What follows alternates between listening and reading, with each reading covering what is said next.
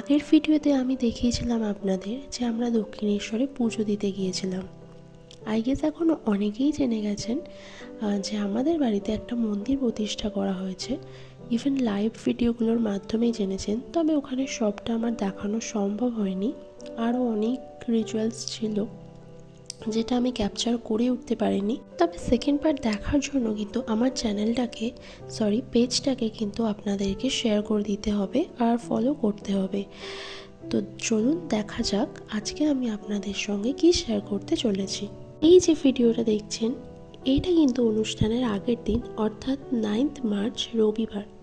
দাদারা কিন্তু এখানে প্যান্ডেল বেঁধে দিয়ে চলে গেছেন, আর আমি ভাবলাম যে আপনাদেরকে একটু ঘুরে দেখাই।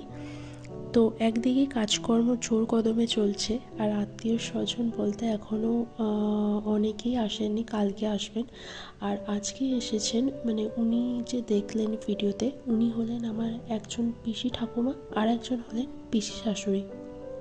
পিসি দিদা আর পিসিমণি এখানে পরিষ্কার পরিচ্ছন্ন করে ঠাকুরের বাসনগুলো সব মেজে ধুয়ে একদম পরিষ্কার করে রেখেছেন।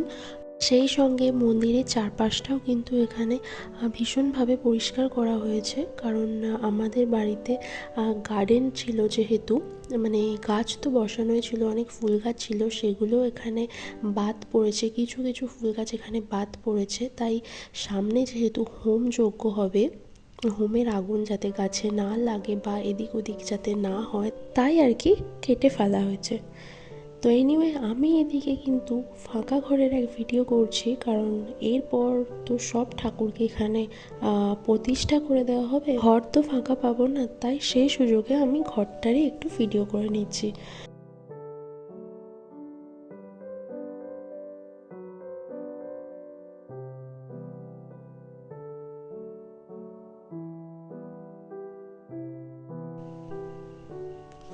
আর আমি এদিকে রান্না করছি, কারণ আজকে একদম নিরামিষ সবার জন্যই, আর একদম সিম্পল মেনু হবে, ভাত ডাল আর হবে আলু পোস্ত।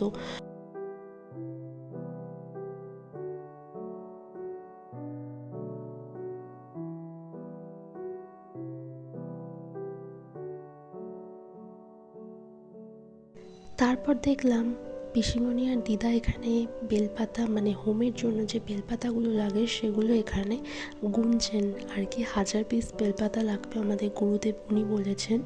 আর এদিকে কিন্তু সুমন ফুল নিয়ে চলে এসেছে, কারণ মামনির অনেক দিন থেকেই একটা ড্রিম আছে যে মন্দির যখন হবে তখন কিন্তু মনের মতো করে সাজাবে, তার জন্য তো অনেক ফুল দরকার, ও সেই জন্যই অনেক কিছু ফুলের ভ্যারাইটি এনেছে। আর